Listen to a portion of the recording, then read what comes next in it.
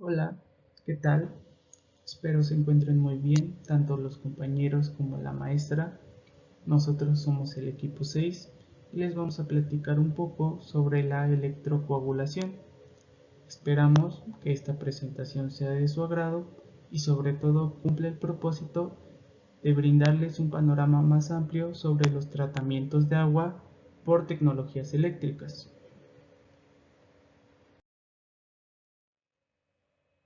Primeramente, definiremos a la electrocoagulación. Es una técnica utilizada para el tratamiento de aguas residuales, tratamiento de aguas de lavado, aguas procesadas de forma industrial y tratamiento médico. ¿Cómo se genera? Se genera por oxidación de un ánodo de sacrificio que generalmente está hecho de metal de hierro o aluminio. Su función es permite la eliminación de contaminantes, los cuales pueden ser aceites, grasas, metales pesados, coloides, moléculas orgánicas, etc. Estas pueden estar en suspensión, disueltas o emulsionadas de aguas residuales. Pero en sí, ¿en qué consiste la electrocoagulación? Consiste en inducir corriente eléctrica en el agua residual a través de placas metálicas paralelas de diversos materiales. Como les mencioné, los más comunes son el hierro o el aluminio. La corriente eléctrica proporciona la fuerza electromotriz que provoca las reacciones químicas que desestabilizan las formas en las que los contaminantes se encuentran presentes, bien sea suspendidas o emulsificadas. Es así que los contaminantes presentes en el medio acuoso forman agregados, produciendo partículas sólidas que son menos coloidales y menos emulsificadas o solubles que en el estado de equilibrio. Cuando esto ocurre, los contaminantes forman componentes hidrofóbicos. ¿A qué me refiero? A que estos componentes no se van a mezclar en el agua y estos se van a precipitar y o a flotar y se pueden remover fácilmente por algún método de separación. En este proceso hay generación de coagulantes in situ por la disolución de los iones de aluminio o de hierro, dependiendo qué ánodo se esté usando. La generación de iones metálicos tiene lugar en el ánodo y en el cátodo hay liberación de burbujas de hidrógeno gaseoso. ¿Qué tal? Yo les hablaré de los usos y aplicaciones industriales. Pero primero, vamos a hablar de por qué hasta ahora se usa la electrocoagulación. A pesar de que la electrocoagulación es una tecnología que se conoce hace más de 100 años, muchos de los estudios e investigaciones sobre sus posibles aplicaciones se encuentran en diseños a escalas de laboratorio y piloto. Esto puede deberse a que este proceso ha adquirido una reputación de ser muy demandante de energía eléctrica, y como sabemos, esta energía puede ser muy costosa en diversas zonas, lo que obliga a algunos investigadores a que abandonen sus estudios sin un análisis más detenido. Además, se ha aplicado de manera empírica en muchos casos, y no como un tratamiento puntual sobre un contaminante específico. En las últimas 2 décadas, debido a la necesidad de implementar nuevas tecnologías en la remoción de contaminantes de diversas aguas residuales, se ha vuelto a considerar como una alternativa viable para resolver esta problemática, cobrando un importante interés científico e industrial.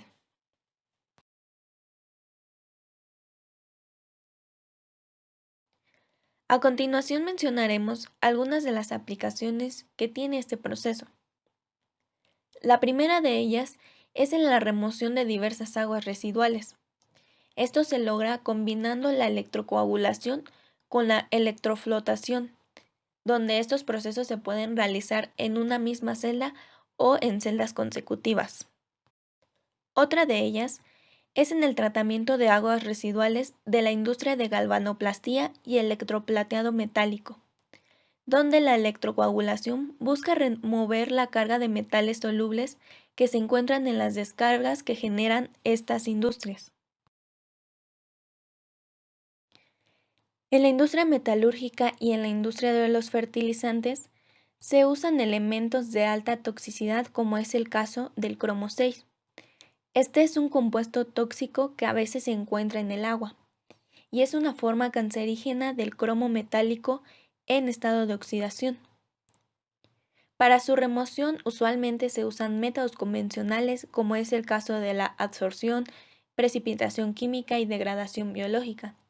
Sin embargo, se ha empleado la electrocoagulación combinada con la electroflotación como una alternativa viable para la remoción de este elemento, permitiendo obtener aguas tratadas con concentraciones de cromo por debajo de 0.5 a 20 partes por millón. Como lo mencioné, en ocasiones se encuentra presente en el agua y es importante removerlo, ya que un consumo prolongado de este elemento puede causar daño hepático, problemas reproductivos y de desarrollo en el ser humano. En la industria mecánica, las refinerías, los talleres de reparación automotriz, el almacenamiento, transporte y distribución de aceites generan en sus aguas residuales la presencia de elementos aceitosos y grasosos. Esto es un problema ya que estos elementos presentan gran estabilidad química de sus emulsiones aceite y agua. La electrocoagulación ha demostrado alta efectividad en desestabilizar dichas emulsiones y la consecuente remoción de los aceites y grasas. De igual forma, la electrocoagulación ha sido utilizada en el tratamiento de aguas residuales de la industria alimentaria.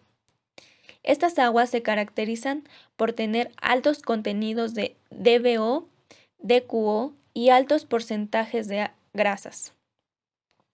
Se realizó una investigación en las aguas residuales de los restaurantes de Hong Kong, los cuales fueron tratados por electrocoagulación y electroflotación, obteniendo remociones del 99% de grasas y 88% de DQO.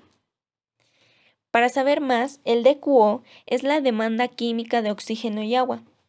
Es la cantidad de oxígeno necesaria para oxidar la materia orgánica por medios químicos y convertirla en dióxido de carbono y agua. Esta es una medida del grado de contaminación del agua.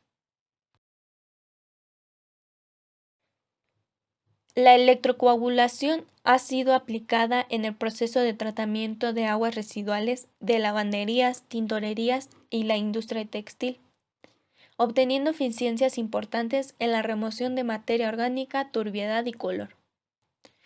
También ha sido aplicada para la potabilización del agua, ya que al paso de corriente eléctrica a través del agua tiene un efecto desinfectante destruyendo porcentajes arriba del 99% de los microorganismos presentes.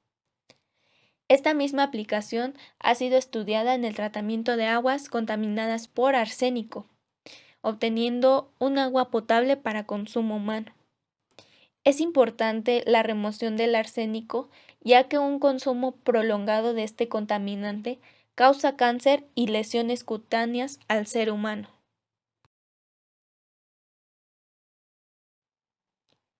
Este proceso tiene más ventajas que desventajas.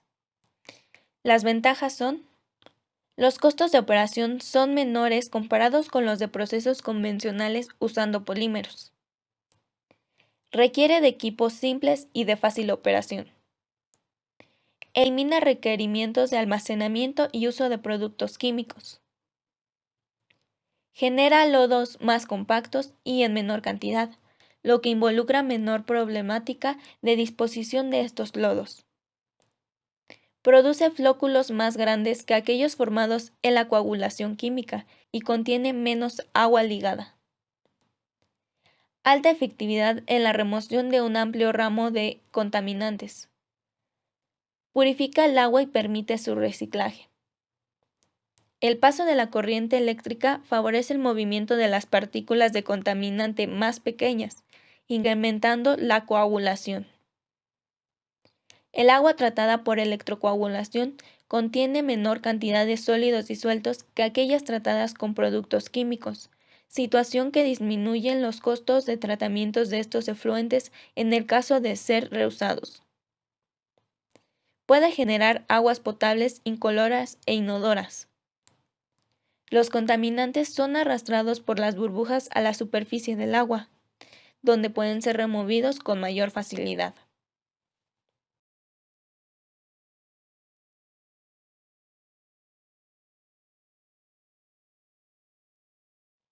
Las desventajas son: es necesario reponer los electrodos de sacrificio. Los lodos contienen altas concentraciones de hierro y aluminio, dependiendo del material del electrodo de sacrificio utilizado. Puede ser un tratamiento costoso en regiones en las cuales el costo de la energía eléctrica sea alto. El óxido formado en el ánodo puede, en muchos casos, formar una capa que impide el paso de la corriente eléctrica, disminuyendo de esta forma la eficiencia del proceso.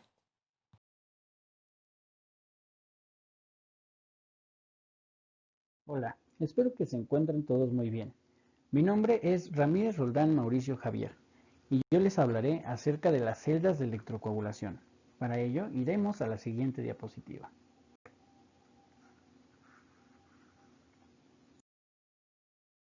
Los efluentes líquidos de diferentes procesos industriales se han tratado por electrocoagulación, obteniendo resultados alentadores en la remoción de contaminantes. En la siguiente diapositiva podremos observar un ejemplo de un reactor real.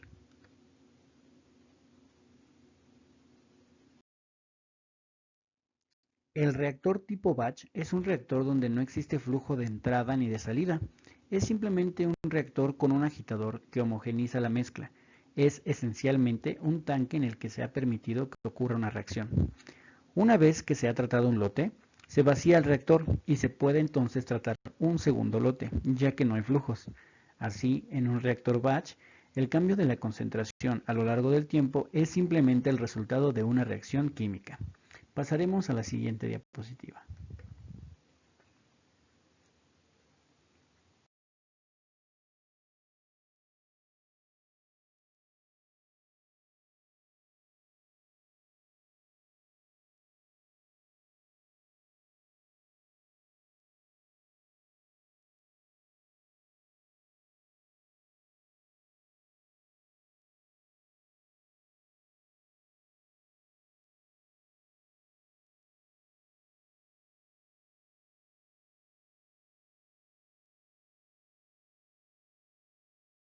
Pues ya que se necesita tener entrada y salida de agua para que se puedan tratar volúmenes de agua residuales considerables.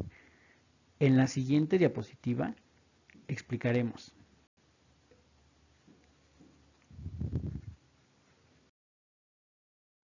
El sistema de electrocoagulación opera como un reactor batch. Este consta de una celda electrolítica en la cual están sumergidos los electrodos. Estos electrodos son placas rectangulares metálicas de hierro y aluminio dispuestas en paralelo y conectadas a una fuente de voltaje de corriente directa que proporciona la corriente eléctrica requerida para la electrocoagulación.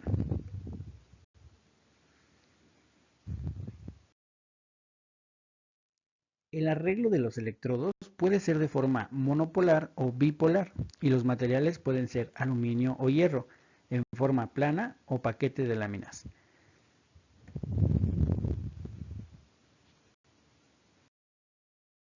Dependiendo de la orientación de los electrodos o las placas, el flujo dentro de la celda de electrocoagulación puede ser vertical u horizontal. El agua fluye a través de los espacios entre las placas, que pueden ser canales múltiples o un solo canal.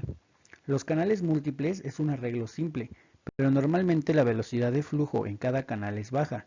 Cuando no es posible reducir la pasivación en la superficie de los electrodos, se recomienda incrementar la velocidad del flujo utilizando un sistema con un solo canal.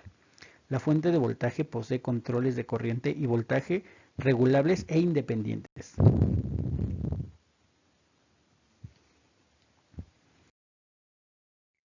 También se han utilizado electrodos bipolares con celdas en paralelo. En este caso, el electrodo sacrificable se localiza entre dos electrodos paralelos sin ninguna conexión eléctrica. Solo los electrodos monopolares se conectan a la fuente externa de poder. Este tipo de arreglos resuelve en parte la disminución de la eficiencia de la electrocoagulación por formación de una capa de óxido sobre los electrodos. Ahora explicaremos qué es el ánodo de sacrificio. El ánodo de sacrificio es un elemento que protege de la corrosión a otro material conectado a este.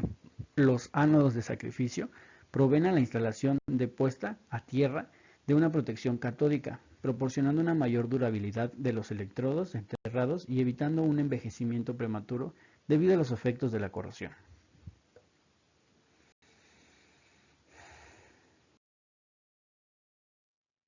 Otra forma de aumentar la eficiencia de esta técnica es utilizar corriente alterna que retarda los mecanismos normales de ataque de los electrodos. Sin embargo, los campos de corriente alterna pueden desestabilizar el sistema.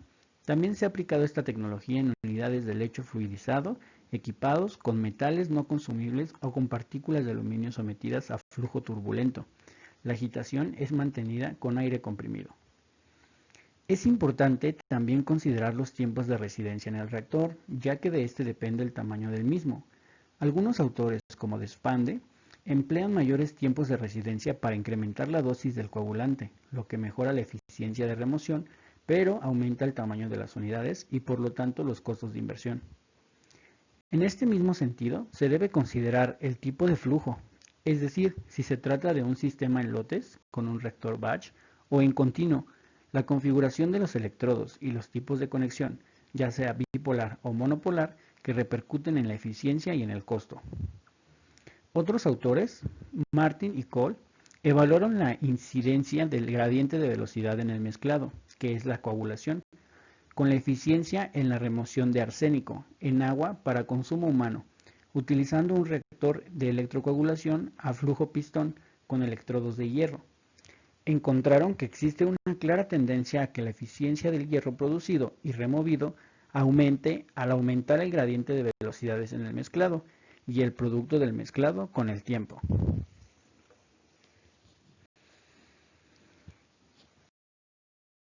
Las celdas de electrocoagulación se diseñan considerando una distribución volumétrica que contemple tres regiones, que son el volumen de la celda ocupada por los electrodos se define como zona de reacción. En esta se dan los procesos de desestabilización de partículas, coagulación y sedimentación. Los lados formados pueden depositarse en la parte superior de la celda cuando su densidad es baja o precipitar cuando su densidad es alta, para luego ser removidos.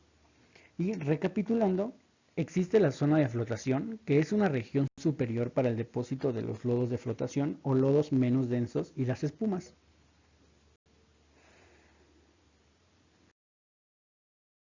La zona de reacción es una zona de reacciones electroquímicas en donde se encuentran los electrodos.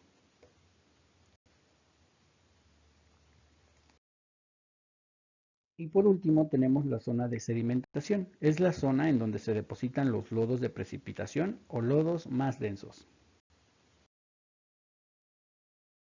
Ahora nos corresponde ver las etapas de electrocoagulación. ¿Para qué vemos esto?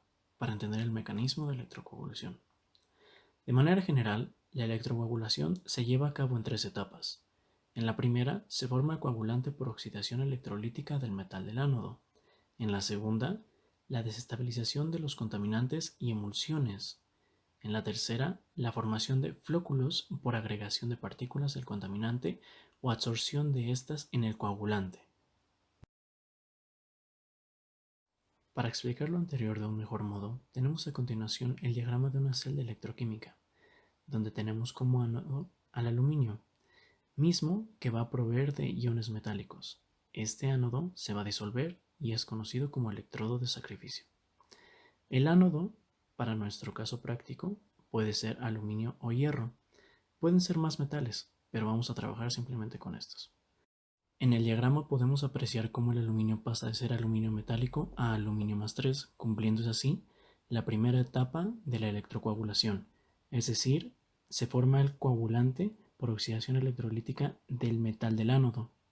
Luego entonces, este coagulante formado in situ dará lugar a la desestabilización de los contaminantes y emulsiones, cumpliéndose así la segunda etapa de la electrocoagulación.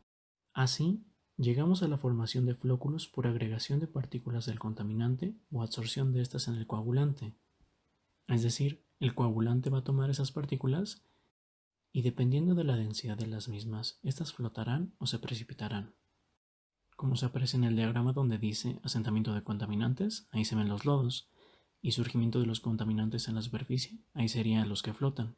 Finalmente, la gran ventaja de esto será la facilidad de separación de estas fases. Entendido lo anterior, ahora nos corresponde ver los mecanismos de electrocoagulación. ¿Qué nos explica el mecanismo? El mecanismo nos explica la formación in situ de los posibles coagulantes. ¿Y qué es un coagulante? Un coagulante es formado por las reacciones dadas por la disolución de iones del metal que conforma el electrodo de sacrificio. ¿Quién es el electrodo de sacrificio? Es el ánodo y puede ser hierro o aluminio para nuestro caso práctico. Como les decía, para nuestro estudio tendremos dos tipos de electrodos de sacrificio, siendo el caso 1 el aluminio y el caso 2 el hierro. Para el caso 1 tenemos el mecanismo de formación de hidróxido de aluminio. En el ánodo, primeramente vemos cómo pasa de ser aluminio metálico, es decir, aluminio 0, a aluminio más 3, es decir, se oxida. Luego entonces, el aluminio más 3 acuoso reacciona con agua formándose así el hidróxido de aluminio. A modo de explicar, abajo se deja una reacción que tiene como coeficiente N al hidróxido de aluminio y en sus productos se tienen subíndices N. Esto porque cuando estamos hablando de este tipo de reacciones siempre está la probabilidad de formar polihidróxidos de aluminio. Un dato importante a saber es que el hidróxido de aluminio es una sustancia amorfa de carácter gelatinosa que expone una gran área superficial con propiedades absorbentes. Esto es propicio para los procesos de absorción y atracción de las partículas contaminantes. Ahora, para el caso 2, tenemos dos mecanismos, pero primero veremos el mecanismo de formación de hidróxido férrico. En el ánodo vemos la reacción de oxidación del hierro, siendo que este pasa de hierro 0 a hierro más 2. Luego este hierro más 2, en su modo acuoso, reacciona con agua y oxígeno gaseoso, formándose así el hidróxido férrico más iones hidrógeno. En el cátodo vemos la formación de hidrógeno gaseoso y a manera de resumir esto, tenemos la reacción global. Para el mismo caso, ahora tenemos el mecanismo de formación del hidróxido ferroso. En el ánodo tenemos la reacción de oxidación del hierro, pasando este de hierro 0 a hierro más 2. Luego este hierro más 2 va a reaccionar con iones oxidrilos, formándose así el hidróxido ferroso. En el cátodo tenemos la reacción de reducción del agua, formándose hidrógeno gaseoso y oxidrilos. A manera de resumir esto, tenemos la reacción global abajo.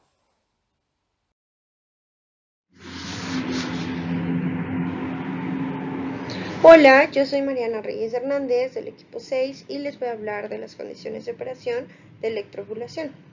Bueno, estas dependen de la química del medio acuoso, especialmente de la conductividad y el pH, pero también influyen el tamaño de partículas, el tipo de electrodos, el tiempo de retención, el espaciamiento entre electrodos y la concentración de los contaminantes.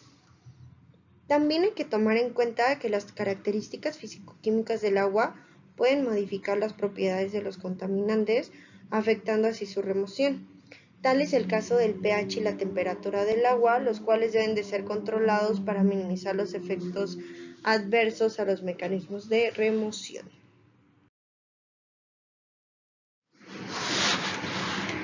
Ok, ¿qué pasa con el pH y la temperatura? Bueno, el efecto del pH en la electrocoagulación se refleja en la eficiencia de la corriente y se relaciona con la disolución de hidróxido de metal. Se ha encontrado que el rendimiento del proceso depende de la naturaleza del contaminante y la mejor remoción se ha observado para valores de pH cercanos a 7.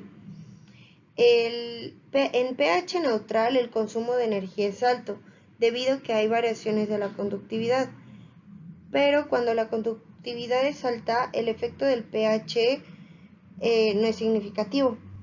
El pH después de electrocoagulación podría incrementarse para aguas residuales ácidas, pero decrece para aguas alcalinas. Y el incremento de pH a condiciones ácidas ha sido atribuido a la relación del hidrógeno en el cátodo. Ok, la temperatura. Para la temperatura, los efectos de la temperatura sobre la electrocoagulación no han sido muy investigados. pero se ha encontrado que la eficiencia de la corriente incrementa inicialmente hasta llegar a 60 grados centígrados, punto donde se hace máxima para luego decrecer. El incremento de la eficiencia con la temperatura es atribuido al incremento en la actividad de destrucción de la película de óxido de aluminio en la superficie del electrodo. Ok, hablemos de la densidad de corriente. El suministro de corriente al sistema de electrocoagulación determina la cantidad de iones de aluminio liberados por los respectivos electrodos. Cuando esto se usa, cuando se usa una corriente demasiado grande, hay una transformación de energía eléctrica a energía calórica que calienta el agua, y una densidad de corriente demasiado grande produciría una disminución significativa en la eficacia.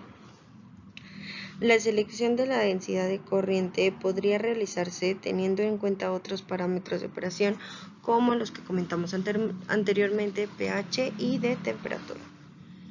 Bueno, ahora para la presencia de cloro de sodio, aquí la sal aumenta la conductividad del agua residual y se ha encontrado que los iones de cloruro pueden reducir los efectos adversos de iones como de carbonato y de sodio, pues la presencia de estos iones pueden conducir a la precipitación de calcio y magnesio, produciendo una capa insoluble depositada sobre los electrodos, que esta aumentaría el potencial entre los electrodos, decreciendo así la eficiencia de la corriente. También se recomienda que para un proceso de electrocoagulación normal se mantengan las cantidades de cloro al 20%.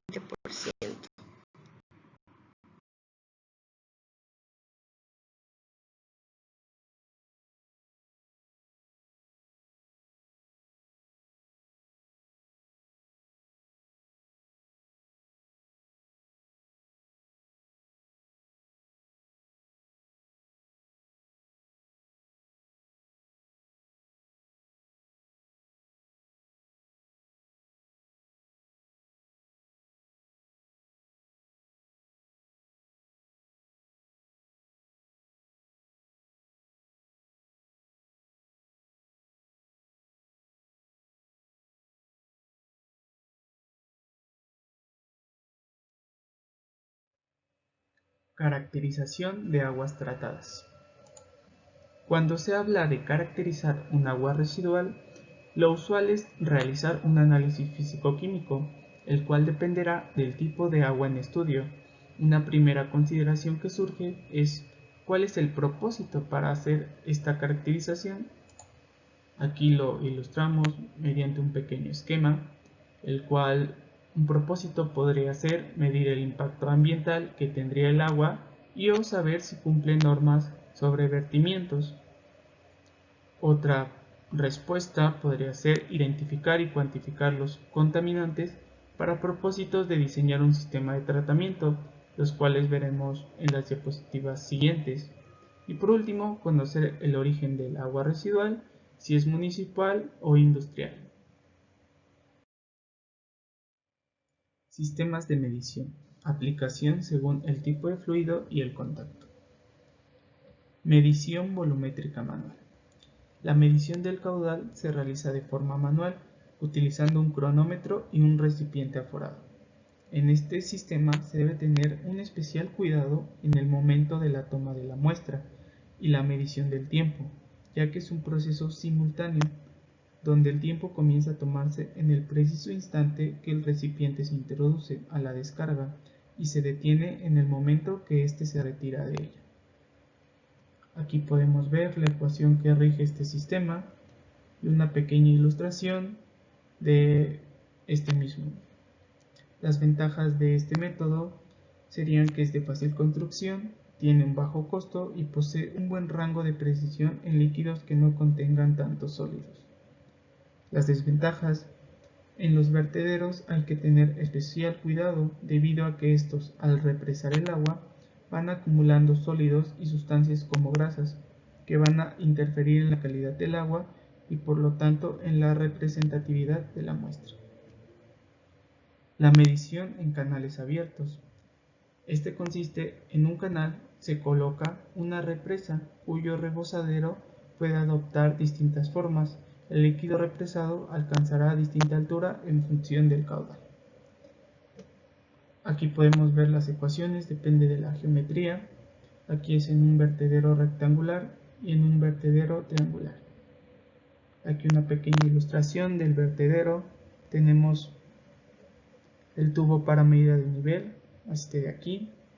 El rebozadero esta parte, que es como una U. Y bueno, las ventajas de este método: es el método más sencillo y confiable, siempre y cuando el lugar donde se realice el aforo garantice que al recipiente llegue todo el volumen de agua que sale por la descarga. Las desventajas: la mayoría de las veces es necesario adecuar el sitio de aforo y toma de muestras, evitando pérdidas de muestras en el momento de aforar. También se deben evitar represamientos que permitan la acumulación de sólidos y grasas. Continuando con los sistemas de medición, tenemos a la medición por velocidad. Es usada comúnmente en canales abiertos donde hay una significante cantidad de partículas y otro material que podrían llenar un vertedero. La capacidad de la cabeza hidráulica es insuficiente para usar el vertedero y la instalación de una canaleta puede ser relativamente más cara que un vertedero. Hay dos tipos de canaletas en esta medición por velocidad. Uno es el canal partial. Este medidor es una especie de tubo Venturi abierto, disponiendo de una garganta que produce una elevación de nivel en función del caudal. Aquí tenemos su ecuación representativa y una imagen de lo que es un canal partial. Aquí tenemos la entrada, aquí el tubo para medida del nivel, la garganta, como vemos se asemeja a la forma de la garganta, y pues la salida. Las ventajas de este método serían que esta canaleta es autolavable, el aumento de velocidad en la garganta impide la sedimentación de partículas. Las desventajas: para la construcción de este canal se precisa de la adecuación de un sitio de descarga, dado que este debe poseer una inclinación que permita la formación de un flujo crítico en la garganta de este. Y los costos de construcción van a depender de las características de la descarga, dado que éstas influyen en el tipo de material de construcción como de las dimensiones en el diseño. Continuando con los sistemas de medición por velocidad, tenemos al canal Palmer-Bowlus, el cual es un tipo tubo Venturi caracterizado por la reducción de la sección transversal uniforme y una longitud aproximadamente igual al diámetro del tubo en el cual está siendo instalada. Aquí tenemos una imagen de los componentes del canal Palmer-Bowlus. Ahora tenemos la medición electromagnética. Esta consiste en un carrete de tubería de material no magnético que lleva adosado una serie de bobinas, las cuales, una vez conectadas a un circuito eléctrico, crean un campo magnético transversal al tubo. Aquí tenemos una representación de este método. Tenemos el conductor y pues la bobina adosada a este. Las ventajas de este método es que no presenta ninguna obstrucción al paso del fluido. Su pared interna se puede recubrir con revestimientos adecuados para evitar el ataque de fluidos corrosivos.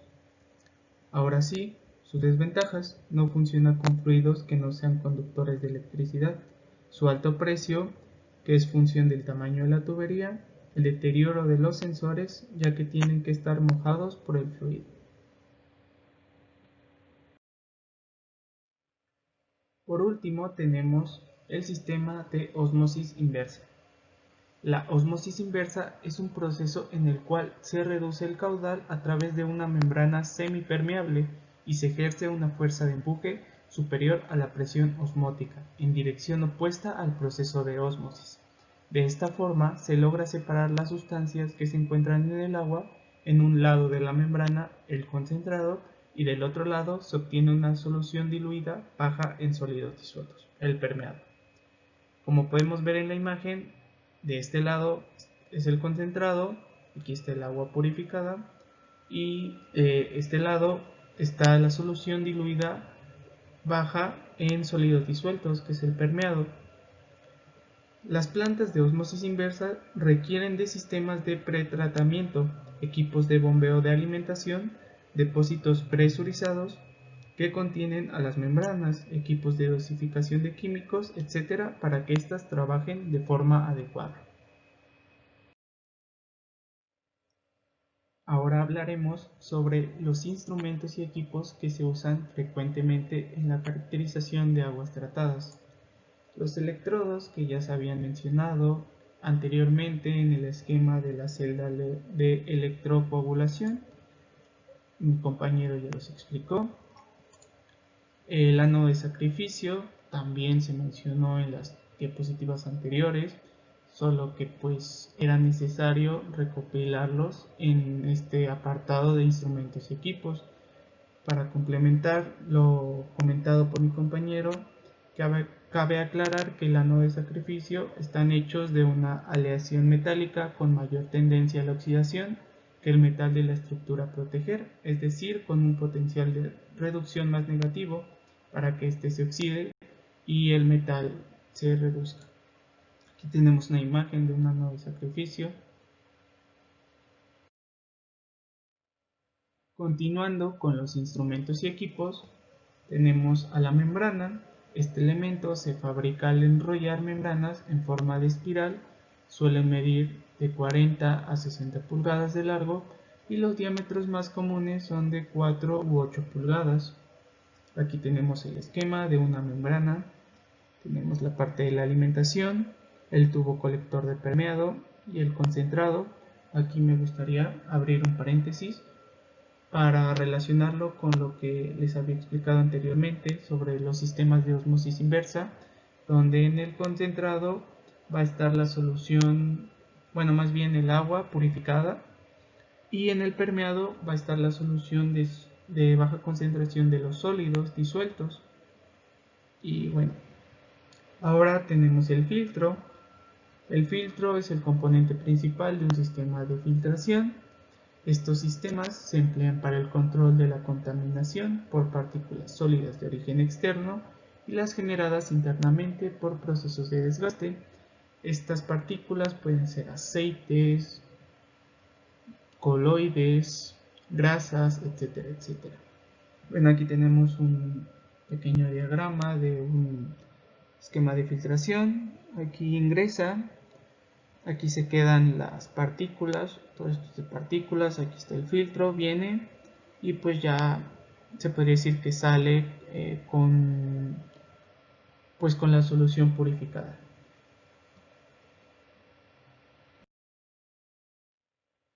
Continuando, en ocasiones también para el tratamiento y la caracterización de aguas se utiliza un espectrofotómetro UV visible, el cual es un instrumento usado en el análisis químico que sirve para medir en función de la longitud de onda la relación entre valores de una misma magnitud fotométrica relativa a dos haces de radiaciones y la concentración o reacciones químicas que se miden en una muestra. Como les comentaba, también se utiliza en laboratorios de química para la cuantificación de sustancias y microorganismos, que es lo que nos interesa ahorita. Aquí un esquema de un espectrofotómetro. Tenemos la fuente, el monocromador, el cual separa y dirige la muestra a través de la rendija y pues ya llega al detector y va a un sistema de lectura, el cual es el que nos permite interpretar los resultados. Bueno, tenemos las placas de aluminio. Estas placas de aluminio generalmente pues son los electrodos, pero pues es importante mencionarlas. Sirven para el tratamiento de muestras. La corriente eléctrica pasa a través de estas placas y los flóculos y los contaminantes se separan del agua. Si estamos usando placas de aluminio, pues obviamente se oxidará de estado elemental a valencia más 3, y lo cual precipitará con las moléculas de OH y formarán el hidróxido de aluminio, el cual se precipitará y atrapará los contaminantes del agua. Este proceso es uno de los tantos de electrocoagulación. Continuando, tenemos la fuente de voltaje, la cual es necesaria para energizar el sistema, la celda, etcétera, etcétera. Es el dispositivo que convierte la corriente alterna en una o varias corrientes continuas. Aquí tenemos la imagen de una. El potenciómetro, que también es necesario, es un sensor utilizado en el método electroquímico para medir el pH de una disolución. La determinación de pH consiste en medir el potencial que se desarrolla a través de una fina membrana de vidrio que separa dos soluciones con diferente concentración de protones. Todo esto utilizado en el análisis de tratamiento de aguas.